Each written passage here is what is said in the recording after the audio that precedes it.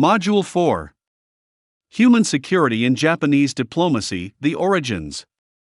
Shortly after UNDP introduced the concept of human security, the Japanese government made it a pillar of its own diplomacy, and today Japan has become an advocate for human security in the international community. There were three factors that led to Japan's adoption of this concept as a central component of its diplomacy. The first factor is the affinity that the concept of human security has with the Japanese constitution. The preamble to the Japanese constitution reads, "We recognize that all peoples of the world have the right to live in peace, free from fear and want." The important point here is that war is not the only possible antonym to peace. The peace prescribed in the preamble is defined logically as freedom from fear and want. This comprehensive concept of peace embodied in the Japanese constitution is already oriented to human security. The second factor is the compatibility with the comprehensive security concept of the 1980s. In April 1979, Prime Minister Masayoshi Ohara established a policy research committee, and the committee's final report formulated a new concept of comprehensive security. The report pointed out, comprehensive security means that both military and non-military aspects are considered, regarding objectives and methods when formulating national security policy. Comparing the concept of human security with that of comprehensive security, we see that they are similar in that they both advocate a broader approach. The third factor is related to more than 60 years of official development assistance, or ODA, policy. Japan did not begin to provide ODA because of the introduction of human security, but it has already had a long history of ODA activities.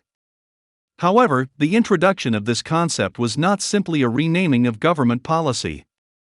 Human security brought together various individual elements that had been the objective of Japan's ODA policy. Due to the restrictions of the constitution, there was a tendency to avoid providing aid to unstable conflict-prone countries.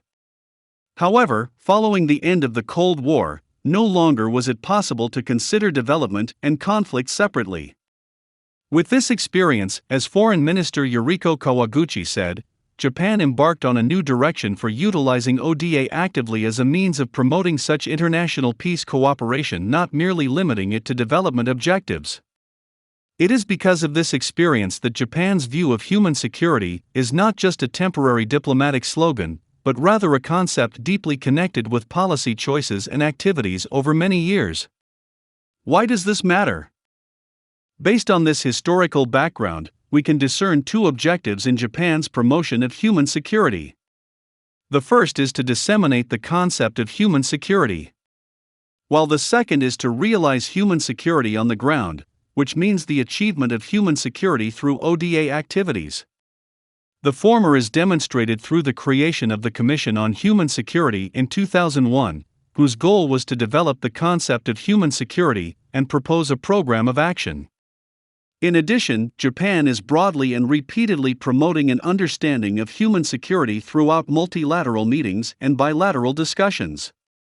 The latter is demonstrated in the establishment of the United Nations Trust Fund for Human Security, or TFHS, in 1998, and the grant assistance for grassroots human security projects in 2003. Grant assistance for grassroots human security projects supports projects proposed by such bodies as NGOs and local government authorities, providing flexible and timely support to development projects at the grassroots level. The Japan International Cooperation Agency, JICA, has also begun to implement the human security concept as the foundation of all new JICA operations. JICA undertakes the integrated assistance to offer comprehensive support in developing countries.